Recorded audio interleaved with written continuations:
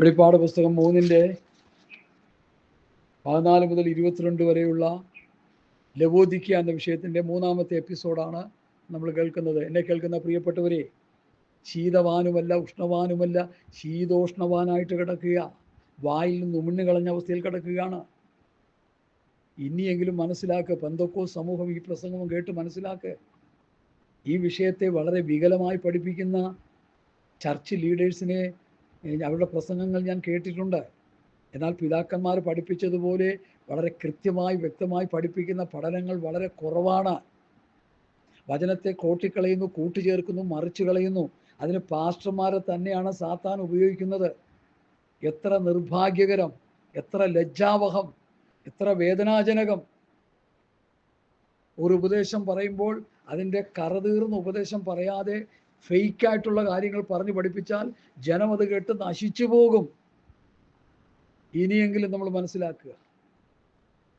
ഇനി ലവോദിക്കയിലേക്ക് വരാം. പെട്ടെന്ന് ഞാൻ വിഷയത്തിലേക്ക് വരിക. അല്ലല്ല, ശീതവാനുമല്ല ഉഷ്ണവാനുമല്ല, ഉമിണ്ണുകളെയും. അടുത്ത് അത് തന്നെ നല്ല. ഓക്കെ, 17. ഞാൻ ധനവാൻ സമ്പന്നനായിരിക്കുന്നു, എനിക്ക് ഒന്നിനും മുട്ടില്ല എന്ന് പറഞ്ഞുകൊണ്ട് നീ നിർഭാഗ്യവാനും അരിഷ്ടനും ദരിദ്രനും കുരുടനും നഗ്നനും എന്നറിയാതിരിക്കുന്നു. അവിടെ നിൽക്കട്ടെ. പിന്നീട് വാക്യം വളരെ പ്രധാനമാണേ. അപ്പൊ ഇന്നത്തെ ക്രൈസ്തവ സമൂഹം പറയുന്നത് എന്താ? ഞാൻ ധനവാൻ, ആത്മീക സമ്പന്നനാണ് ഞാൻ ഒട്ടും കുറഞ്ഞവരല്ല, വലിയ സംഘടനയുടെ ആളാണ് ഞാൻ. ഞങ്ങളുടെ പ്രസ്ഥാനത്തിൽ പ്രാസംഗികന്മാരെ കൊണ്ട് നിറഞ്ഞു കിടക്കുക. എന്തിനുള്ള? ഞങ്ങളുടെ പ്രസ്ഥാനത്തിൽ ഡോക്ടർമാരും റവറന്റുമാരും PhD എടുത്തവരും MD ചെയ്തവരും മാസ്റ്റർ ബിരുദമെടുത്ത ശുശ്രൂഷകന്മാരുടെ എണ്ണത്തിന് കണക്കില്ല. ഞങ്ങൾ അതുപോലെ ഞങ്ങളുള്ളവരാ. ഞാൻ ധനവാൻ, ഞാൻ സമ്പന്നൻ, എനിക്ക് ഒന്നിനും മുട്ടില്ല. ഞങ്ങൾ ആത്മീക സമ്പന്നരാണ്. ഞങ്ങൾക്ക് ആത്മീയമായ ഒരു ക്ഷീണവുമില്ല. കർത്താവായ യേശുക്രിസ്തുവിൻ്റെ വരവിന് മുൻപ് ഈ ഭൂമിയിൽ കിടക്കുന്ന ഭക്തന്മാരെന്ന് പറയുന്നവരെ കുറിച്ച് ദൈവപുത്രൻ യോഹന്നാനോട് പറഞ്ഞതാണ് നിങ്ങൾ ഈ കേട്ടുകൊണ്ടിരിക്കുന്നത്. എൻ്റെ വാക്കുകളൊന്നും അല്ല കേട്ടോ, സാമ്പോൾ പാസ്റ്ററിൻ്റെ വാക്കുകളല്ല. ഇത് കർത്താവായ യേശുക്രിസ്തുവിൻ്റെ പ്രയോഗങ്ങളാണ്. അപ്പോസ്തലനായ യോഹന്നാൻ മുഖാന്തരം എഴുതി നമുക്ക് കിട്ടി. അത് നമ്മൾ പഠിക്കുന്നത്. എൻ്റെ വാക്കുകൾ അല്ലവേ അല്ല, നിങ്ങൾ അങ്ങനെ എടുക്കരുതേ. പെന്തക്കോസ്തുകാർ നിങ്ങൾ അങ്ങനെ എടുക്കരുത്. ഇത് ദൈവപുത്രന് നിങ്ങളോടുള്ള സംവാദമാണിത്. എന്നോടും നിങ്ങളോടുമുള്ള ഇടപെടലാണ്, വചനത്തോടെയുള്ള ഇടപെടലാണ്. നീ ധനവാൻ, നീ സമ്പന്നൻ, നിനക്ക് ഒന്നിനും മുട്ടില്ല എന്ന് പറയുന്നെങ്കിൽ, നീ വലിയ ആത്മീയനാണെന്ന് നടിക്കുന്നെങ്കിൽ നീ കരുതിക്കോ, നീ ആത്മീയ കുരുടനാണ്, നീ ആത്മീയ നഗ്നനാണ്, നീ ആത്മീയ ദാരിദ്ര്യവാസിയാണ്. തന്നിമിത്തം അരിഷ്ടനും നിർഭാഗ്യവനുമായിട്ട് കിടക്കുക. ലോകത്തിൻ്റെ മുമ്പിൽ നമ്മൾ വലിയവരാ. കാരണം ഇവരൊക്കെ വിചാരിക്കുന്നത് മുഖ്യമന്ത്രി ഉമ്മൻചാണ്ടിയും പിണറായിയും പിന്നെ ഗണേശനും ലോകത്തിലെ മന്ത്രിമാരൊക്കെ നമ്മുടെ പെന്തക്കോസ്ത് കൂട്ടത്തിലേക്ക് വന്ന് നമ്മുടെ ഇടയിൽ വന്ന് അവരതൊക്കെ പ്രസംഗിക്കുമ്പോൾ നമ്മുടെ എന്തോ മഹത്വം കണ്ടുകൊണ്ടാണെന്നാണ് നമ്മൾ വിചാരിക്കുന്നത്. നമ്മൾ ചീഞ്ഞളിഞ്ഞ് കിടക്കുക, നമ്മൾ ആത്മീകമായി ജീർണിച്ച് കിടക്കുന്നുകൊണ്ടാണ് അവർ നമ്മുടെ ഇടയ്ക്ക് വരുന്നത്. ഒരൊറ്റ ഉദാഹരണം പറയാം. പാസ്റ്റർ ക്യാപ്റ്റൻ ഷമോല് വടക്കേ ഇന്ത്യയിൽ ശുശ്രൂഷിച്ചുകൊണ്ടിരുന്ന സമയത്ത് ഒരു ജനപ്രതിനിധിയായ ഒരു MLA മിനിസ്റ്റർ ആണെന്ന് തോന്നുന്നു, ഇനി പേരൊന്നും എനിക്കറിയില്ല. അദ്ദേഹം അവരുടെ മീറ്റിങ്ങിന് വന്നു. അദ്ദേഹം അതിൻ്റെ പരിവാരം കൂടി വന്നപ്പോൾ ക്യാപ്റ്റൻ ഷമോല് പറഞ്ഞു അവർക്കൊരു പ്രത്യേക ഇടപെടം കൊടുക്കുക, ഒരു സീറ്റ് കൊടുക്കുക. ആ സ്റ്റേജിൻ്റെ അടുത്തായിട്ട് ഇപ്പോൾ കല്യാണത്തിന് വരുമ്പോൾ പാസ്റ്റേഴ്സിന് വേണ്ടി ഇപ്പോൾ ഒരു ചെറിയ സംവിധാനം ചെയ്യുന്നുണ്ട്. ഒരു സൈഡിലേക്ക് പാസ്റ്റേഴ്സ് എന്ന് പറഞ്ഞ ബോർഡും വയ്ക്കും. ഇവരെല്ലാം അവിടെ കയറി ഇരുന്ന് തിന്ന് കവറും മേടിച്ചു പോകും. അല്ല എന്തിനു വരിക? ഞാൻ കളിയാക്കുകയല്ല. അതുപോലെ ക്യാപ്റ്റൻ ഷമോല് പറഞ്ഞു ഈ മിനിസ്റ്ററിനും അവരുടെ കൂടെ വന്നിരിക്കുന്നവർക്കും അവിടെ ബോഡി ഗാർഡ്സ് ഉണ്ട്, അവർക്കും എല്ലാവർക്കും ഇരിക്കാനായിട്ടൊരു സംവിധാനം ഉണ്ടാക്കി കൊടുക്കുക. നമ്മൾ പാസ്റ്റർമാരിരിക്കുന്ന സ്റ്റേജിലേക്ക് അവരൊരിക്കലും കൊണ്ടുവരാൻ പാടില്ല. അതെന്താ അങ്ങനെ പറയാൻ കാര്യം? ദൈവമക്കൾ ഇരിക്കേണ്ട സ്ഥാനത്ത് ദൈവമക്കൾ ഇരിക്കുക, ശുശ്രൂഷകന്മാരിരിക്കേണ്ട സ്ഥാനത്ത് ശുശ്രൂഷന്മാരിരിക്കുക, ലോകമനുഷ്യരിരിക്കേണ്ട സ്ഥാനത്ത് ലോകമനുഷ്യരിരിക്കുക. വിശുദ്ധന്മാരുടെ കൂട്ടത്തിൽ ഈ രാഷ്ട്രീയക്കാരെ പിടിച്ചിരുത്താനായിട്ട് നമുക്ക് പറ്റുമോ? പറ്റില്ല. പക്ഷെ നമ്മൾ എന്തുകൊണ്ടാണ് ചെയ്യുന്നത്? നമ്മൾ അവരെക്കാൾ അധപ്പതിച്ചു പോയി. നമ്മൾ ഈ ലോക മനുഷ്യനേക്കാൾ അധപ്പതിച്ചു പോയിട്ടാണ് അവരെ നമ്മുടെ കൂട്ടത്തിൽ ഇരുത്തുന്നത്. നമ്മുടെ പുൾപിറ്റുകൾ അവർക്ക് വിട്ടുകൊടുക്കുന്ന എന്തിനാ? നമ്മൾ അവരെക്കാൾ ജീർണിച്ചു പോയി, നമ്മൾ അവരെ പോലെയായി, ലോക മനുഷ്യരെ പോലെയായി, ലോകസ്നേഹികളായി, ദ്രവ്യാഗ്രഹികളായി, ജഡീകന്മാരായി. ഇസ്രായേലിനെ കുറിച്ച് എന്താ വചനം പറയുന്നത്? ഇതാ തനിച്ചു പാർക്കുന്ന ഒരു ജനം, ജാതികളുടെ കൂട്ടത്തിൽ എണ്ണപ്പെടുന്നില്ല. സഹോദരങ്ങളെ, ലവോദിക്യ പറയുന്നത് ഞാൻ ധനവാൻ, ഞാൻ സമ്പന്നൻ, എനിക്കൊന്നിനും മുട്ടില്ല, ഞങ്ങളൊക്കെ നല്ല ആത്മീകരാ, ഞങ്ങളുടെ പപ്പയും മമ്മിയൊക്കെ പാസ്റ്ററും പാസ്റ്ററമ്മയായിരുന്നു, ഞങ്ങളുടെ പപ്പയുടെ പപ്പയും പാസ്റ്ററായിരുന്നു. ശരിയായിരിക്കാം, അവരൊക്കെ നല്ല നിലവാരത്തിൽ ജീവിച്ചവരായിരിക്കാം. നിന്റെ ആത്മീയ നിലവാരം എന്തിരിക്കുന്നു? എങ്ങനെ ഇരിക്കുന്നു? കേരളത്തിലെ ഏറ്റവും വലിയ പെന്തക്കോസ്ത് പ്രസ്ഥാനത്തിന്റെ ഏറ്റവും വലിയ ആള്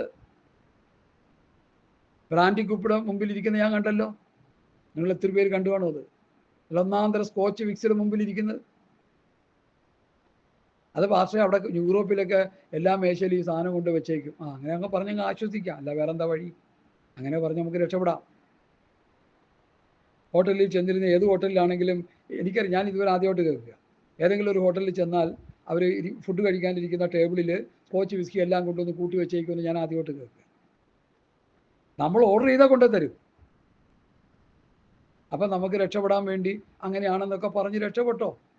യാഥാർത്ഥ്യം സ്വർഗത്തിലെ ദൈവം അറിയുന്നുണ്ടല്ലോ, എന്തെങ്കിലും ആയിക്കോട്ടെ.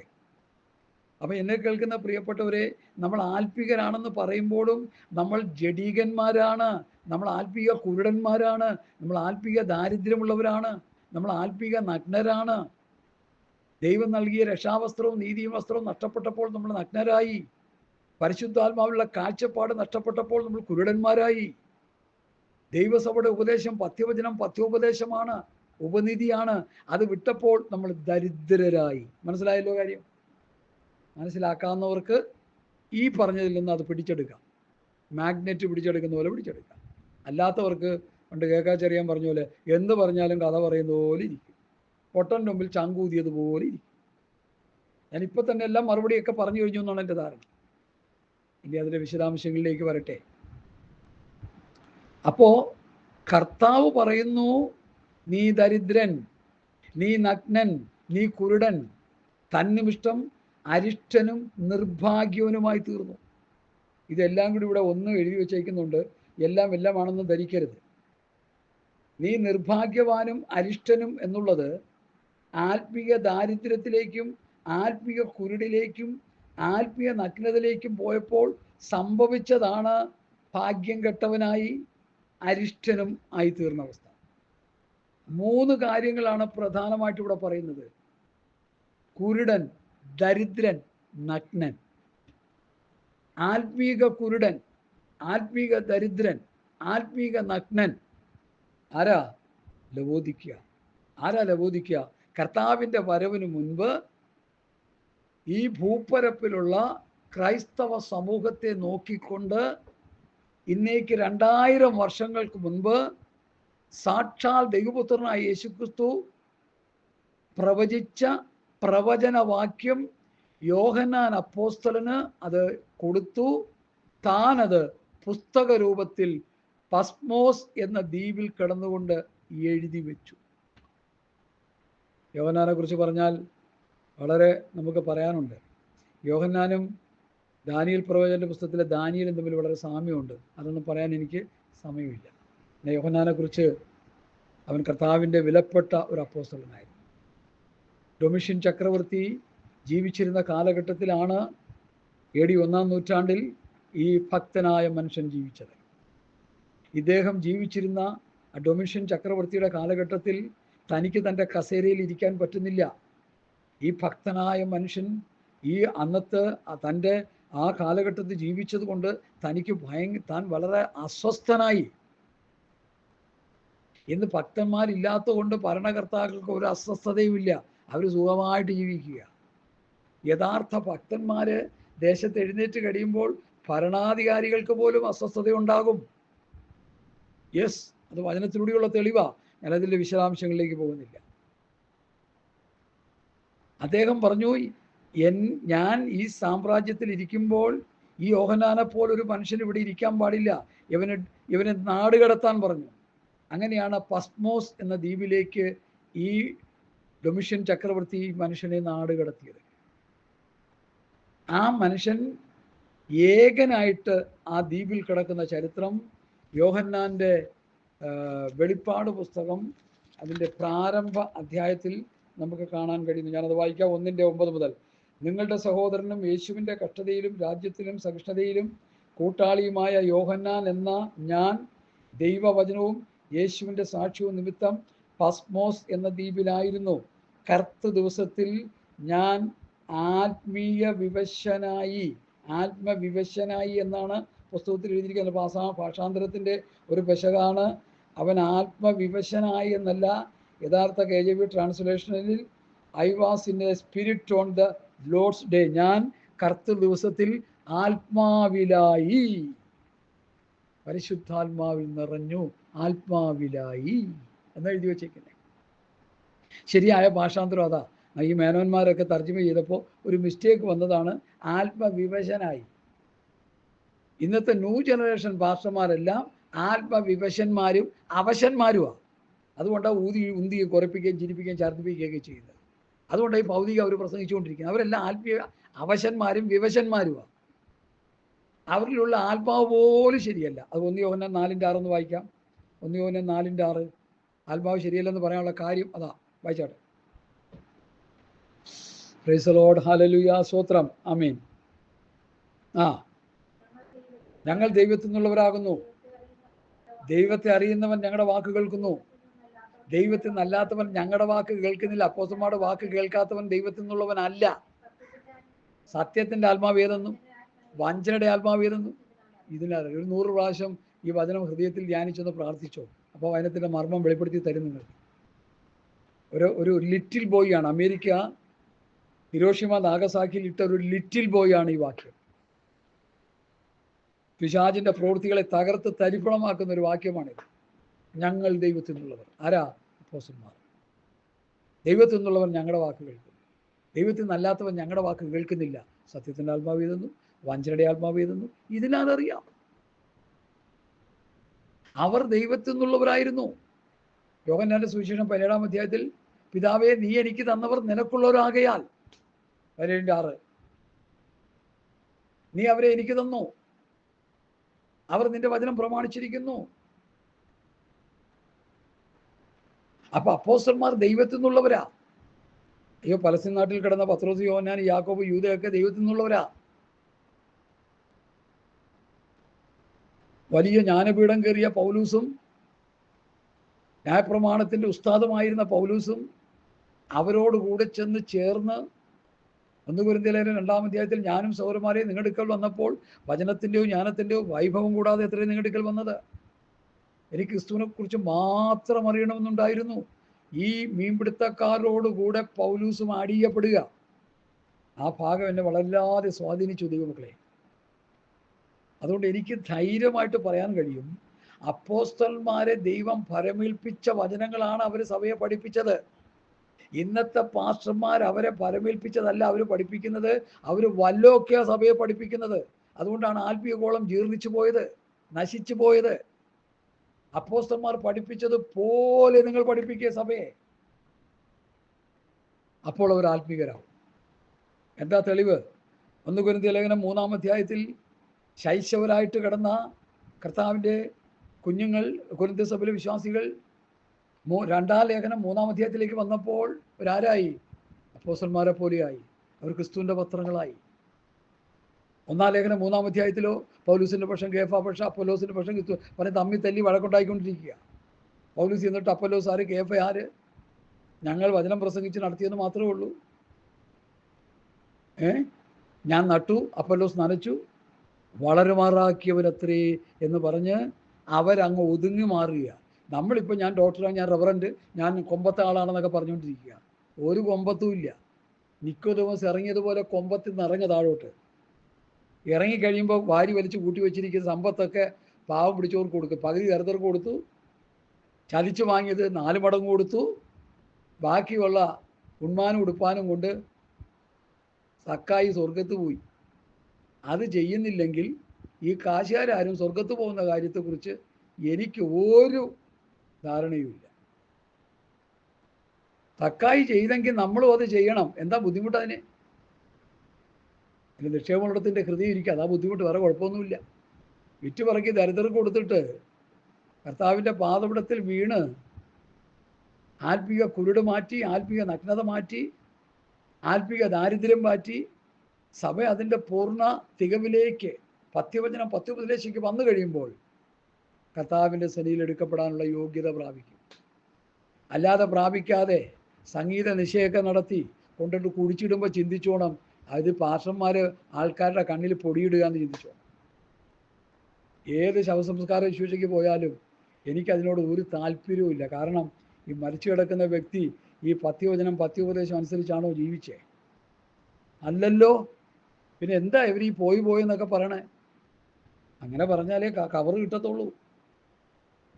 അങ്ങനെ പോയില്ലെന്ന് പറഞ്ഞാൽ കവർ കിട്ടുമോ? പണ്ട് ആശാരി ഉദ്ദേശി ഒരു പിന്മാറ്റത്തിൽ പോയ ഒരു ധനാഢ്യനെ കുടിച്ചിടുന്ന ശുശ്രൂഷയ്ക്ക് ചെന്ന് കൂടിയ ചരിത്രം താൻ പറഞ്ഞു ഞാൻ കേട്ടു. എല്ലാവരും പറഞ്ഞു ഈ ദൈവമനുഷ്യൻ, ഈ ദൈവദാസൻ, ഈ അച്ചായൻ എന്നൊക്കെ പറഞ്ഞപ്പോൾ പുള്ളി അവിടെ നിന്ന് പറഞ്ഞു ഇദ്ദേഹം രക്ഷിക്കപ്പെട്ട സ്നാനപ്പെട്ട അഭിഷേകമൊക്കെ പ്രാപിച്ചതാ, പക്ഷേ ഇദ്ദേഹം പിന്മാറിപ്പോയി, മദ്യപാനിയും വെറുക്കൂത്തും ഒക്കെ ആയി, ഇയാൾ ആത്മീയത്തിൽ നിന്ന് സ്ലിപ്പായി പോയെന്ന് പറഞ്ഞു. പറഞ്ഞപ്പോൾ അവിടെ പലർക്കും ഇഷ്ടപ്പെട്ടില്ല. കാരണം അവർ കവറിന് വേണ്ടി കാത്തിരിക്കുന്നവർക്ക് ഇത് പറഞ്ഞാൽ ഇഷ്ടപ്പെടുമോ? പുള്ളി ഇത് പറഞ്ഞത് എല്ലാം കൂടി പുള്ളിയെ കയ്യേറ്റം ചെയ്യാൻ ചെയ്ത് പുള്ളി അവിടെ നിന്ന് ഓടി രക്ഷപ്പെട്ടു. പുള്ളി ഓടിപ്പോകാൻ നേരത്ത് പുറകെ ഒരുത്തൻ ഓടി വരുന്നു. പുള്ളി പറഞ്ഞതാട്ടോ, വളരെ രസകരമാണ് ആ സംഭവം. പുറകെ ഒരാൾ ഓടി വരുന്നു. അപ്പോൾ ആശാരി ഉദ്ദേശിച്ച ഉള്ളിൽ, കാരണം പുള്ളി ആ കൂടി സ്കെൽറ്റാ, പാവം പിടിച്ചവനാണ്, നല്ലൊരു മനുഷ്യനാണ്, തീപ്പന്തമായിരുന്നു പുള്ളി. ആശാരിക്ക് പകരം വയ്ക്കാൻ ആശാരി മാത്രമേ ഉള്ളൂ. അപ്പോൾ അദ്ദേഹം പറഞ്ഞു, എൻ്റെ പുറകെ ഓടി വരേണ്ട കാര്യം എന്തിരിക്കുന്നു? ഞാൻ സത്യം പറഞ്ഞോണ്ട് കൊല്ലുമല്ലോ. അതല്ലേ കർത്താവിനും അപ്പോസ്തലന്മാരെയും ലോകം ചെയ്തത്? അത് തന്നെയല്ലേ. ഇയാൾ ഓട്ടത്തിന് വേഗത കൂട്ടി, അദ്ദേഹവും ഓട്ടം കൂട്ടി. അവസാനം ബസ് സ്റ്റോപ്പിൽ വന്നപ്പോൾ ഇനി അടിയെങ്കിൽ അടി, എന്തായാലും കൊള്ളാമെന്നും പറഞ്ഞ് അങ്ങനെ നിൽക്കുമ്പോൾ ഓടി വന്നിട്ട് ഇദ്ദേഹം കെട്ടിപ്പിടിച്ച് ഒരു വലിയ സ്വോത്ര കാഴ്ച കയ്യിൽ വെച്ച് കൊടുത്തിട്ട് ഇങ്ങനെ പറഞ്ഞു, പാസ്റ്റർ മാത്രമാണ് ആ ഫ്യൂണറിൽ സത്യം പറഞ്ഞത്, പാസ്റ്റർ മാത്രമാണ്. അപ്പോൾ നോക്കണേ, എല്ലായിടത്തും ഒരു ചെറിയ ശേഷിപ്പുണ്ട്. 500 പേര് കൂടുന്നിടത്ത് 5 പേര് കാണും സത്യസന്ധമായിട്ട് കർത്താവിനെ സേവിക്കുക, ബാക്കി എല്ലാം ഫ്രോഡായിരിക്കും. ചിന്തിച്ചോ? അല്ലെങ്കിൽ വലിയ വലിയ കൂട്ടങ്ങൾ ഓർത്ത് നമ്മളാരും ഊറ്റം കൊള്ളരുത്. ഇവിടെ ഹല്ലേലിയുടെ ഒരു മാസികക്കാരൻ, ഒരു സഹോദരൻ പറഞ്ഞു, പെന്തക്കോസ്ത് സമൂഹം വളർച്ച പ്രാപിച്ചുകൊണ്ടിരിക്കുക. 10, 15, 20 പേരുണ്ടായ കൂട്ടങ്ങളൊക്കെ 2000, 20,000, 30,000 ഒക്കെ ആയി. എന്തിനു കൊള്ളാം ഇത്തുങ്ങളെ? കാശിന് കൊള്ളാത്തൊരു സമൂഹമായി മാറി. ആടുകൂടി, ഗുണനിലവാരം ഏറ്റവും താഴേക്ക് പോയി. സ്തോത്രം. അവരൊന്നും ആത്മീകരല്ല. എന്നെ അത് പഠിപ്പിച്ചത് കർത്താവാണ്. യോഹന്നാന്റെ സുവിശേഷം 5-ാം അധ്യായവും 6-ാം അധ്യായവും സസൂക്ഷ്മം വായിച്ച് പഠിച്ചോണം. കർത്താവിൻ്റെ പുറകെ ഒരു വലിയ സമൂഹം പോയി. അവർക്ക് കർത്താവ് അപ്പം നുറുക്കി ഭക്ഷിക്കാൻ കൊടുത്തു. എല്ലാവരും മൂക്കുമുട്ട തിന്നു. ശിഷ്യന്മാർ വിളമ്പിക്കൊടുക്കുമ്പോൾ പറഞ്ഞു, തിന്നു, എൻ്റെ ഭാര്യയും കൊച്ചും ഞങ്ങളെ കുട്ടികളൊക്കെ അവിടെ പട്ടിണി കിടക്കുകയെന്ന് അവർ മനസ്സിൽ ചിന്തിച്ചെന്നാണ് ഒരു പാസ്റ്റർ പ്രസംഗിച്ചത്. ശരിയാണ്. അപ്പോൾ കർത്താവ് പറഞ്ഞു, ശേഷിച്ച കഷ്ണം ഒന്നും നഷ്ടപ്പെടുത്തരുത്, എല്ലാം കളക്ട് ചെയ്യാൻ പറഞ്ഞു. കളക്ട് ചെയ്തു. എത്ര കൊട്ട വന്നു? 12 കൊട്ട. ശിഷ്യന്മാരോട് കർത്താവ് പറഞ്ഞു, ഈ 12 കൊട്ട നിങ്ങൾ ഓരോരുത്തരും വീട്ടിൽ കൊണ്ടുപോക്കോ. അപ്പോൾ ശിഷ്യന്മാരുടെ മനസ്സിൽ ചിന്തിച്ചത് കർത്താവ് അറിഞ്ഞു എന്ന് സാരം. അതാണ് നമ്മുടെ കർത്താവിൻ്റെ ക്വാളിറ്റി. നമ്മൾ മനസ്സിലാക്കണം. നമ്മൾ കിടന്ന് വെറുതെ പ്രാർത്ഥിച്ച് തലയറിഞ്ഞ് പ്രാർത്ഥിച്ച് തല പുണ്ണാക്കേണ്ട കാര്യമൊന്നുമില്ല. നമ്മുടെ ആവശ്യങ്ങൾ സ്തോത്രത്തോടെ ദൈവത്തോട് അറിയിച്ചാൽ തക്ക സമയത്ത് ദൈവം അത് ചെയ്തു തരും. അവൻ വിശ്വസ്തനാണ്. അവൻ ഹൃദയത്തിൻ്റെ ഉൾപ്പുകളെ അറിയുന്നവരാണ്. ഒരു മതിലിൻ്റെ അപ്പുറത്തിരിക്കുന്ന സാധനം നമുക്ക് കണ്ടാൽ അറിയാൻ പറ്റത്തില്ല, കർത്താവിന് അതറിയാം. ഹല്ലേലൂയ.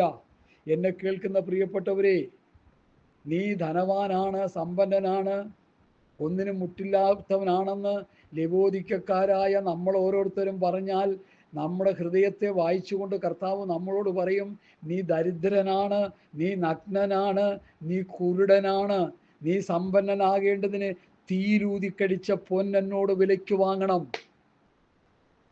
ഇനി പൊന്നിനെ കുറിച്ചാണ് നമ്മൾ ചിന്തിക്കാൻ പോകുന്നത്. എന്താണ് ഈ പൊന്ന്? ഇതാരും പ്രസംഗിച്ചിട്ടില്ലെന്നേ, അതല്ല ഞാൻ പറഞ്ഞത്. നീ സമ്പന്നനാകേണ്ടതിന് തീയിൽ ഊതിക്കടിച്ച പൊന്ന്, അല്ലേ? സ്വത്രം. നീ സമ്പന്നനാകേണ്ടതിന് തീയിൽ ഊതിക്കടിച്ച പൊന്ന്. എന്താണ് ഈ പൊന്ന്? നൂറ്റാണ്ടുകളായി ഈ പഥ്യവചനം, പഥ്യോപദേശം തീച്ചൂളയിലൂടെ ഇങ്ങനെ വന്നുകൊണ്ടിരിക്കുക. ഇതിനെ കത്തിച്ച് ചാമ്പലാക്കാൻ രാജാക്കന്മാരും പ്രഭുക്കന്മാരും വലിയ വലിയ മഹാന്മാരൊക്കെ പരിശ്രമിച്ചെങ്കിലും ഈ പൊന്ന് വെന്തു പോയിട്ടില്ല. ഈ പൊന്നിങ്ങനെ വന്ന് വന്ന് വന്ന് വന്ന് വന്ന് നമ്മുടെ കയ്യിലും കിട്ടി. അതാണ് ഈ പഥ്യവചനം, ഈ പഥ്യോപദേശം, ഈ ക്രിസ്തുവിൻ്റെ ന്യായപ്രമാണം, ഈ രാജകീയ ന്യായപ്രമാണം, ഈ സ്വാതന്ത്ര്യത്തിൻ്റെ തികഞ്ഞ ന്യായപ്രമാണം, ഈ ക്രിസ്തുവിൻ്റെ ഉപദേശം, ഈ കർത്താവായ യേശു ക്രിസ്തുവിൻ്റെ പഥ്യവചനം, ഭക്തിക്കൊത്ത ഉപദേശം. തമ്മിൽ തമ്മിൽ ഭാരങ്ങളെ ചുമപ്പിൻ, ഇങ്ങനെ ക്രിസ്തുവിൻ്റെ ന്യായപ്രമാണം നിവർത്തിപ്പിൻ. ക്രിസ്തുവിൻ്റെ ന്യായപ്രമാണം, അതാണ് ഈ പൊന്ന്. മനസ്സിലായെന്ന് വിശ്വസിക്കുന്നു. ഈ പൊന്ന് വിട്ടുകളഞ്ഞു, സഭ നഷ്ടപ്പെടുത്തി. സുമാർ 3.5 നൂറ്റാണ്ട് വരെ അപ്പോസ്തലന്മാരുടെ ഉപദേശത്തിൽ സഭ നിന്നുവെന്നാണ് ചരിത്രരേഖകളിൽ നിന്ന് ജോസീഫസും മറ്റു പലരും ഒക്കെ എഴുതിയ പുസ്തകത്തിൽ നമ്മൾ പഠിക്കുന്നത്. 3.5 നൂറ്റാണ്ട് കഴിഞ്ഞപ്പോൾ കുസ്തന്ത്യോസ് എന്ന് പറഞ്ഞ ഒരു ജഡീകനായ ചക്രവർത്തി പിശാച് അവൻ്റെ ഹൃദയത്തിൽ ഒരു ദർശനം കൊടുത്തു, ക്രോസ്, കുരിശ്.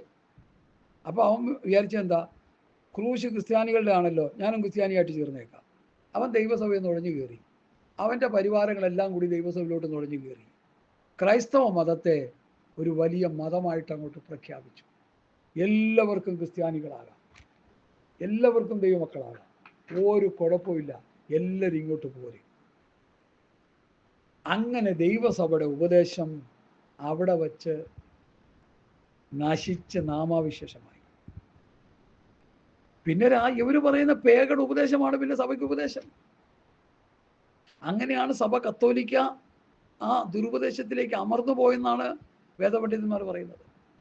ഇന്ന് കാണുന്ന ദുരുപദേശത്തിൻ്റെ ഏടാകൂടങ്ങളെല്ലാം സഭയിൽ കയറി വരാനിടയായത് ഈ കുസ്തന്ത്യോസിന്റെ കാലഘട്ടത്തിലാണ്. സഭ ആത്മീക പേഗൺ അനുഭവത്തിലേക്ക് പോയി.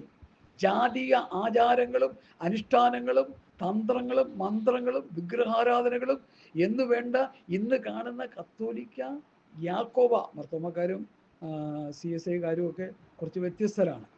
എന്നാൽ യാക്കോബക്കാരും കത്തോലിക്കരും വിഗ്രഹാരാധികളുടെ ഒരു വലിയ സമൂഹമായി മാറി. കുസ്തന്ത്യോസിൽ നിന്നാണ് ഈ ദുരാചാരങ്ങൾ സഭയിലേക്ക് ചേക്കേറിയതെന്നാണ് വേദപണ്ഡിതന്മാർ പറയുന്നത്. സഭ ദുരുപദേശത്തിലേക്ക് മൂക്കുകുത്താനിടയായി. അന്ന് മുതൽ മാർട്ടിൻ ലൂതറിന്റെ 15.5 നൂറ്റാണ്ട് വരെ ഒരു നിശബ്ദമായ ബ്ലാക്ക് കാലഘട്ടം, അന്ധകാര കാലഘട്ടമായിട്ട് വേദപണ്ഡിതന്മാർ പറയുന്നു. ഉപദേശമില്ല സഭയ്ക്ക്.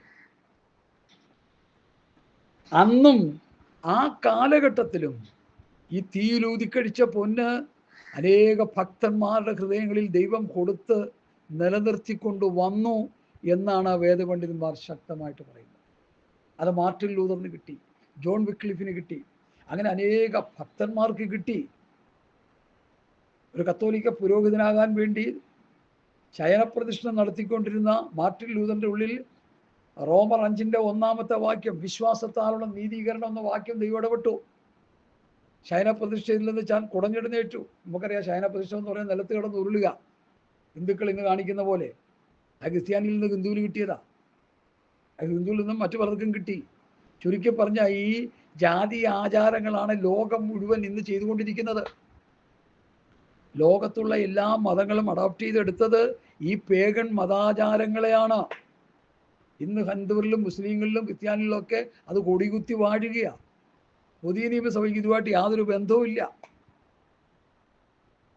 മാർട്ടിൻ ലൂതർ വിശ്വാസത്താലുള്ള നീതീകരണം പ്രസംഗിച്ചു.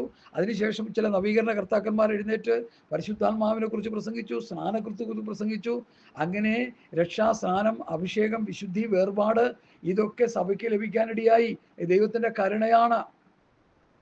പെന്തക്കോസ്ത് പ്രസ്ഥാനത്തിൻ്റെ തലപ്പത്തിരുന്ന അനേക ഭക്തന്മാരെ, pastor K Abraham sir, PM ഫിലിപ്പപ്പച്ചൻ, പാസ്റ്റർ CC ജോർജ്, പാസ്റ്റർ ഫിലിപ്പപ്പച്ചൻ, അങ്ങനെ കുറേ പ്രായമുള്ള വയോവൃദ്ധന്മാരായ ഭക്തന്മാരുടെ ഒരു നിര പെന്തക്കോസ്ത് പ്രസ്ഥാനത്തിനുണ്ടായിരുന്നു. അവരുടെ സന്തതികളും സന്തതിയുടെ സന്തതികളും വന്നപ്പോൾ ഉപദേശം മുഴുവൻ കുട്ടിച്ചോറാക്കി നാരായണക്കല്ല് പിഴുതു കളയുന്നതെന്ന് സാധാരണ പഴമൊഴി പറയാറുണ്ട്. അതിന് മുഴുവൻ മാറ്റി കല്ലെല്ലാം പിഴുതു കളഞ്ഞ് ഇത്തുകളെല്ലാം കൂടി. ഇപ്പോൾ ഉപദേശമില്ല, ഒന്നുമില്ല. കൂടി വരിക, കുറേ പാട്ട് പാടുക, കുറേ സങ്കീർത്തനം വായിക്കുക, എന്തെങ്കിലുമൊക്കെ കുറേ ഒരു ബഹളം വയ്ക്കുക. ആ അവസ്ഥയിലേക്ക് സഭകൾ മാറ്റപ്പെട്ടു. അതപ്പതിച്ചു പോയി. ഉപദേശം പഠിപ്പിക്കുന്നില്ല.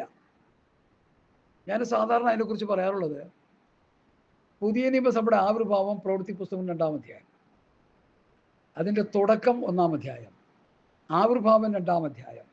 ആ 2-ാം അധ്യായത്തിൽ പത്രോസ് ആത്മാവിൽ നിറഞ്ഞ് പ്രസംഗിച്ചു. നിങ്ങൾ ക്രൂശിച്ച യേശുവിനെ ദൈവം ഉയർപ്പിച്ചു. യേശുക്രിസ്തുവിനെ ക്രൂശിച്ചവരോടാണ് പറയുന്നത്, നിങ്ങൾ ക്രൂശിച്ച യേശുവിനെ. 2 ഭാഗത്ത് ആ പദം താൻ പറയുന്നുണ്ട്. ആ പ്രസംഗം കേട്ടിട്ട് അവിശ്വാസികളൊക്കെ എന്ത് ചെയ്തു? ഹൃദയത്തിൽ കുത്തുകൊണ്ടു. ഇന്ന് പ്രസംഗം കേട്ടിട്ട് ഉപദേശിനെ തിരിഞ്ഞു കുത്തുക. കാരണം എന്താ?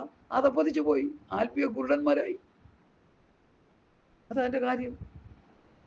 ഹൃദയത്തിൽ കുത്തുകൊണ്ടു. ആ ഭാഗം വേണമെങ്കിൽ ഒന്ന് വായിക്കുന്നത് നല്ലതാണെന്ന് എൻ്റെ ഓർമ്മ. പ്രവൃത്തി പുസ്തകം 2-ാം അധ്യായം എടുക്കാം.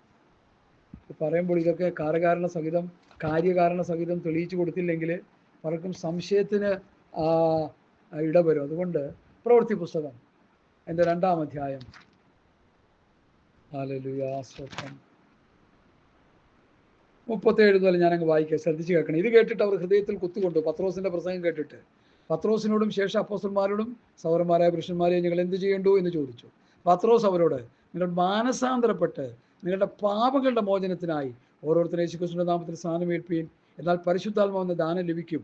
വാഗ്ദത്തം നിങ്ങൾക്കും നിങ്ങളുടെ മക്കൾക്കും നമ്മുടെ ദൈവമായ കർത്താവ് വിളിച്ചു വരുത്തുന്ന ദൂരസ്ഥരായ ഏവർക്കും ഉള്ളതല്ലോ എന്ന് പറഞ്ഞു. മറ്റു പല വാക്കുകളാലും അവൻ സാക്ഷ്യം പറഞ്ഞവരെ പ്രബോധിപ്പിച്ചു. ഈ വക്രതയുള്ള തലമുറയുടെ നടുവിൽ നിന്ന് രക്ഷിക്കപ്പെടുവിൻ എന്ന് പറഞ്ഞു. അവൻ്റെ വാക്ക് കൈക്കൊണ്ടവർ സ്നാനമേറ്റു. അന്ന് 3000-ഓളം പേർ അവരോട് ചേർന്നു. 42-ാം വാക്യം, അവർ അപ്പോസ്തലന്മാരുടെ ഉപദേശം കേട്ടു കൂട്ടായ്മ ആയിരിച്ച് അപ്പം നുറുക്കി പ്രാർത്ഥന കഴിച്ചും പോന്നു. പുതിയ നിയമസഭയുടെ ആദ്യത്തെ ഗ്രൂപ്പായ പത്രോസിന്റെ പ്രസംഗത്താൽ രക്ഷിക്കപ്പെട്ടു വന്ന 3000 പേര് അപ്പോസ്തലന്മാരുടെ ഉപദേശം കേട്ട് കൂട്ടായ്മ മരിച്ച് അപ്പം നുറുക്കി പ്രാർത്ഥന കഴിച്ചും പോന്നെങ്കിൽ ഇന്ന് ഭൂമിയിലുള്ള ഏത് കർത്താവിൻ്റെ സഭയെന്ന് അവകാശപ്പെടുന്ന സഭയ്ക്കും അപ്പോസ്തലന്മാരുടെ ഉപദേശം കേൾക്കണം, കൂട്ടായ്മ ആയിരിക്കണം, അപ്പം നുറുക്കണം, പ്രാർത്ഥന കഴിക്കണം. ചെയ്തേ പറ്റൂ. നിർബന്ധം. അപ്പോസ്തലന്മാരുടെ ഉപദേശം കേൾക്കണം, കേട്ടു കൂട്ടായ്മ ആചരിക്കണം.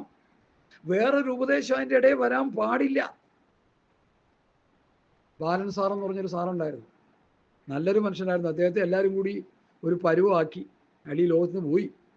ഞാൻ വിശദാംശങ്ങളിലേക്കൊന്നും പോകുന്നില്ല. ദുരുപദേശകന്മാരെ ശക്തമായി പ്രതികരിക്കുന്ന ഒരു ദൈവമനുഷ്യനായിരുന്നു അദ്ദേഹം. അദ്ദേഹം എഴുതി വെച്ചു പുസ്തകത്തിൽ, എന്തുകൊണ്ട് 100 ഉപദേശങ്ങൾ ഭൂപരപ്പിൽ ഇങ്ങനെ പരക്കാനിടയായി. നല്ലൊരു മറുപടി അദ്ദേഹം പറഞ്ഞത്.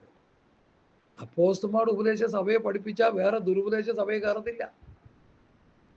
ഇവിടെ വലിയ വലിയ മെഗാ ചർച്ചായിട്ട് 1000, 2000, 3000, 4000, 5000 പേരെ വെച്ച് പാട്ടും പാടി കാശുണ്ടായിക്കൊണ്ടിരിക്കുക. ലക്ഷങ്ങളുണ്ടാക്കി, കോടികളുണ്ടാക്കി അവരുടെ സാമ്രാജ്യം അവർ കെട്ടിപ്പടുത്തുകൊണ്ടിരിക്കുക. ഗവൺമെന്റിനെ പോലും അവർ കയ്യിലെടുത്താണ് അവർ മുമ്പോട്ട് പോകുന്നത്. മന്ത്രിമാരും MLA-മാരും അവരുടെ പോക്കറ്റിൽ കിടക്കുക. ഇതിലെന്തോ ചെയ്യാനാ? ആരെന്ത് ചെയ്യാനാ? എന്നെ പോലെയുള്ളവരെയൊക്കെ അവർ കൊന്നു കുടിച്ചുകൂടാനുള്ള ദേഷ്യം അവർക്കുണ്ട്. ചെയ്തോട്ടെ. അവൻ്റെ ശിഷ്യന്മാരെല്ലാം അങ്ങനെയല്ലേ മരിച്ചത്. മരണത്തെക്കുറിച്ച് നമ്മളൊന്നും ഒരു രീതിയിലും ചിന്തിച്ച് വറീഡാകേണ്ട ഒരു കാര്യവുമില്ല. ഒരു മനുഷ്യൻ എപ്പോൾ വേണമെങ്കിലും മരിക്കാം. പിറന്നു വിടുന്ന കുഞ്ഞിന് എപ്പോൾ വേണമെങ്കിലും മരിക്കാം. ഏത് പ്രായത്തിലുള്ളവരും ഏത് അവസ്ഥയിലുള്ളവർക്ക് എപ്പോഴും വേണമെങ്കിലും മരിക്കാം. അങ്ങനത്തെ ഒരു കാലഘട്ടമായി ഇത്. കോവിഡ് നമ്മൾ മറന്നിട്ടില്ലല്ലോ. എത്രയോ കുഞ്ഞുങ്ങൾ, എത്രയോ യൗവനക്കാർ, എത്രയോ സഹോദരിമാർ, എത്രയോ മാതാപിതാക്കൾ, എത്രയോ പ്രിയപ്പെട്ടവർ, എത്രയോ സെലിബ്രിറ്റികൾ മരിച്ചു വീണു, പിടഞ്ഞു വീണു മരിച്ചു. ഇനിയൊരു കോവിഡ് ആവർത്തിക്കാതിരിക്കാൻ നമുക്ക് പ്രാർത്ഥിക്കാം. അല്ലാതെ എന്ത് പറയാം? ഹല്ലേലൂയ. 5 രൂപയുടെ വള്ളിപ്പയർ വേണമെങ്കിൽ ഞാൻ എവിടെ പോകുന്നു? എന്തിനു പോകുന്നു? ഏത് വഴി പോകുന്നു, എവിടം വരെ പോകും എന്ന് പോലീസുകാരെ അറിയിക്കണം. ഞാനും ഒരു ദിവസം പോയി കുടുങ്ങി. എവിടെ പോകുന്നു എന്ന് കത്തെഴുത്താകത്ത് എന്താണെന്ന് ചോദിച്ചു. സാറേ മറന്നുപോയെന്ന് പറഞ്ഞു. കുറച്ച് നേരം എന്നെ പിടിച്ചു നിർത്തി. ഞാൻ പറഞ്ഞത് ജെനുവിനാണെന്നുണ്ട് പറയാൻ പൊക്കോളാൻ പറഞ്ഞു. ആ ഗതികെട്ട അവസ്ഥ നമ്മൾ അനുഭവിച്ചതല്ലേ. സ്വതന്ത്രമായിട്ട് യാത്ര ചെയ്യാൻ പറ്റിയില്ല, വിവാഹം നടത്താൻ പറ്റിയില്ല, അങ്ങോട്ടും ഇങ്ങോട്ടും കുഞ്ഞുങ്ങളെ ചേർക്കാൻ പറ്റിയില്ല, സ്കൂളിൽ പോകാൻ പറ്റിയില്ല. നമ്മൾ അനുഭവിച്ചില്ലേ? അത് ദൈവത്തിൻ്റെ വചനത്തിൻ്റെ നിവൃത്തിയല്ലേ? അതിനേക്കാൾ കൊടിയത് വരാൻ പോവുക. അതിനേക്കാൾ ഭീകരമായ അവസ്ഥകൾ 2026 ഇനി മുമ്പോട്ട് കാലങ്ങൾ ഉണ്ടെങ്കിൽ വരാൻ പോവുക. ഇത് ഈറ്റുനോവിൻ്റെ ആരംഭമാണ് കോവിഡ്. ഇനി അതിനേക്കാൾ ഭീകരമായത് വരും. യുദ്ധങ്ങൾ, യുദ്ധശ്രുതികളെല്ലാം കേട്ടുകൊണ്ടിരിക്കുന്നു. രാഷ്ട്രീയ നേതാക്കന്മാരെ സാത്താൻ കൈകളിൽ എടുത്തുകൊണ്ടിരിക്കുന്നു. പിന്നെ അവരെല്ലാം ദൈവാത്മാവാണ് നടത്തുന്നത്. ട്രംപിനെ ദൈവാത്മാവ് നടത്തുന്നേ, മോദിനെ ദൈവത്തിൻ്റെ ആത്മാവ് നടത്തുന്നേ. ഹല്ലേലൂയ. അതുകൊണ്ട് ഏത് സമയത്തും എന്തും സംഭവിക്കാം. എന്ത് സംഭവിച്ചാലും കൊച്ചുഞ്ഞു ഉപദേശി പറഞ്ഞ പോലെ ഇതെല്ലാം വന്നാലും കർത്താവിൻ പിന്നാലെ സന്തോഷമോടെ ഞാൻ യാത്ര ചെയ്യും. നമുക്കല്ലാതെ എന്താ പറയാൻ? എന്ത് വന്നാലും നമ്മൾ കർത്താവിൻ്റെ പിന്നാലെ പോവുക. ചാകുന്നെങ്കിൽ ചാകട്ടെ, മരിക്കുന്നെങ്കിൽ മരിക്കട്ടെ. ആ മരിക്കുന്നവരെയും കർത്താവിൻ്റെ പ്രമാണം അനുസരിച്ച് ജീവിക്കാം. എൻ്റെ കൂടെ നടന്നൊരു സഹോദരൻ ഉണ്ടായിരുന്നു. വലിയ ഉപദേശമൊക്കെ പറയുമായിരുന്നു. എല്ലാവരെ കുറിച്ചും വെളിപ്പാടും ദർശനവും കണ്ട് പറയുമായിരുന്നു. ഇപ്പം ഞാനും താരെ തലകുത്തനായി. ആളും പേരും ഒന്നും ഞാൻ പറയുന്നില്ല. ഹല്ലേലൂയ. പാസ്റ്റർമാരൊക്കെ കയറുമ്പോൾ കണ്ടു കഴിയുമ്പോൾ കയറി അങ്ങ് പറയും, വചനമൊക്കെ പറയും, പാസ്റ്ററെ അങ്ങനെ ഇങ്ങനെയൊക്കെ. ഇപ്പം എന്താ പറ്റി? ദലീലയുടെ മടിയിൽ കിടന്നുറങ്ങിയ ശിംശോന്റെ ഗതികെട്ട അവസ്ഥ പുള്ളിക്കും വന്നു. അദ്ദേഹം മടങ്ങി വരാൻ ഞാൻ പ്രാർത്ഥിച്ചുകൊണ്ടിരിക്കുക. അല്ല എന്താ പറയാനാ? സാത്താൻ നമ്മളെ തോൽപ്പിക്കരുത്. അവന്റെ തന്ത്രങ്ങളെ നാം അറിയാത്തവരല്ലല്ലോ. അത് വചനമല്ലേ? നമ്മൾ എന്താ അതനുസരിക്കാത്ത? Hallelujah, hallelujah, hallelujah. പിശാചിന്റെ തന്ത്രങ്ങളോട് എഴുത്തിരിപ്പാൻ കഴിയേണ്ടതിന് ദൈവത്തിന്റെ സർവായുധവർഗം ധരിച്ചു കൊള്ളിയെന്ന് ഉപദേശമില്ലേ? സത്യമരയ്ക്ക് കെട്ടി, നീതി എന്ന കവചം ധരിച്ച്, സമാധാന സുവിശേഷം കാലിൽ ചെരുപ്പാക്കി, സകല ദുഷ്ടന്റെ തീമുകളെയും കെടുപ്പാൻ്റെ കൊണ്ട് വിശ്വാസം എന്ന പരിചയം, രക്ഷ എന്ന ശിരസ്ത്രവും, ദൈവവചനം എന്ന ആത്മാവിൻ്റെ വാളും, ഏത് നേരത്ത് ആത്മാവിൽ പ്രാർത്ഥിച്ചും, 1 പത്രോസ് 4:1 കഷ്ടത എന്ന ആയുധം ധരിച്ചുകൊണ്ട്, ഈ ദൈവത്തിന്റെ ആയുധവർഗം ധരിച്ച് സാത്താനോട് എതിർത്ത് നിൽക്കുവാൻ ഉപദേശം പഠിച്ച്, ആര് സാത്താനോട് എതിർത്ത് നിൽക്കുന്നില്ലയോ അവനെ സാത്താൻ തോൽപ്പിക്കും. 3 തരം. ഞാൻ കുറെ പ്രസംഗിച്ചു കൂട്ടിയോണ്ടൊന്നും ഞാൻ സ്വർഗത്ത് പോകുന്നു ഞാൻ വിശ്വസിക്കുന്നില്ല. ഓരോ ദിവസവും ലോകത്തോടും ജഡത്തോടും പിശാചിനോടും പോരാടി പോരാടി വിജയം വരിച്ച് ഞാനും മുമ്പോട്ട് പോകണം. ഇല്ലെങ്കിൽ നമ്മൾ പരാജയപ്പെട്ടു പോകും. ലോകത്ത് നമുക്ക് തിന്നാനും കുടിക്കാനും പോകാനും ഒക്കെ ഇഷ്ടം പോലെ നല്ല കാറുകളും നല്ല സൗകര്യങ്ങളും മക്കളൊക്കെ നല്ല ജോലി എല്ലാം കിട്ടും. അവസാനം കൂട്ടത്തിൽ നരകവും കിട്ടും. നയമാന്റെ പുറകെ ഓടിയ ഗേഹസിക്ക് കിട്ടിയതുപോലെ. ഞാൻ പല പ്രാവശ്യം അത് പറയാറുണ്ട്, എല്ലാവരും കേട്ടോണോ അത്. പ്രവാചകൻ പറഞ്ഞു സൗഖ്യമായിട്ട് നേരെ പൊക്കോളാൻ. കൂടെ നിന്ന് നയമാൻ നോക്കിയപ്പോൾ, അല്ല ഗേഹസി നോക്കിയപ്പോൾ ഇത് തന്നെ തക്കം. അവൻ കണ്ടെയ്നർ കണക്കിന് കൊണ്ടുവന്നിട്ടുണ്ട്, കുറച്ച് മേടിച്ചു വെക്കാം അച്ചിക്കും മക്കൾക്കും ഒക്കെ തിന്നാനായിട്ട്. അവൻ്റെ പുറകെ ഓടി. എന്നാ ഓട്ട ഓടി. ഒരു കുറുക്കൻ ഒരു മുയലിനെ ഓടിച്ചിടുക. 2 പേരും ഓട്ടമാണ്. മുയലോടുന്ന എന്തിനാ? കുറുക്കനെ പിടിക്കാനാ. അല്ല, കുറുക്കൻ ഓടുന്ന എന്തിനാ? മുയലിനെ പിടിക്കാനാ. മുയലോടുന്ന എന്തിനാ? ഹലോ, എന്തിനാ ഓടുന്ന മുയൽ? ജീവൻ രക്ഷിക്കാൻ. അതാ നമ്മൾ ചെയ്യേണ്ടത്. നയമാന്റെ ഓട്ടമായി ഇന്നത്തെ പാസ്റ്റർമാർ ഓടിക്കൊണ്ടിരിക്കുന്നത്. എല്ലാ പാസ്റ്റർമാരാണെന്ന് ധരിക്കല്ലേ. ദൈവനാമത്തിൽ നിങ്ങളോട് ക്ഷമിക്കുക അങ്ങനെ പറഞ്ഞതിൽ. ബഹുഭൂരിപക്ഷം പാസ്റ്റർമാർ ഒരു ചെറിയ ശേഷിപ്പാണ്. പരദേശി മോക്ഷയാത്ര എന്ന് കരുതി, ഞാനൊരു പരദേശിയാണ്, ഞാനൊരു പ്രവാസിയാണെന്ന് കരുതി ആ മോക്ഷയാത്രയ്ക്ക് വേണ്ടി ഓടിക്കൊണ്ടിരിക്കുന്നു ചെറിയ ശതമാനമുള്ളൂ. എൻ്റെ ഈ പ്രസംഗം കേൾക്കുന്ന നിങ്ങളെല്ലാവരും അങ്ങനെ ആയിത്തീരണം. അതാണ് എൻ്റെ ആഗ്രഹം, അതാണ് എൻ്റെ വാഞ്ച, അതാണ് എൻ്റെ താല്പര്യം. നമ്മളൊന്നും ഒരുപക്ഷെ പരസ്പരം കണ്ടുവന്ന് വരികയില്ല. അതിനു മുമ്പൊക്കെ നമ്മളൊക്കെ എല്ലാവരും അങ്ങോട്ടും ഇങ്ങോട്ടും ഒക്കെ മാറ്റപ്പെട്ടു പോകും. അല്ലെങ്കിൽ കർത്താവ് വരും, അല്ലെങ്കിൽ നമ്മൾ ചത്തൊടുങ്ങും. ഈ പഥ്യവചനം, പഥ്യോപദേശം അനുസരിച്ച് ജീവിച്ച് ആത്മീക കുരുട് മാറ്റി, ആത്മീക ദാരിദ്ര്യം മാറ്റി, ആത്മീക നഗ്നത മാറ്റിയാൽ നമുക്ക് നിത്യതയിലേക്ക് സീറ്റ് കിട്ടും, ഉറപ്പാണ്. Hallelujah, hallelujah.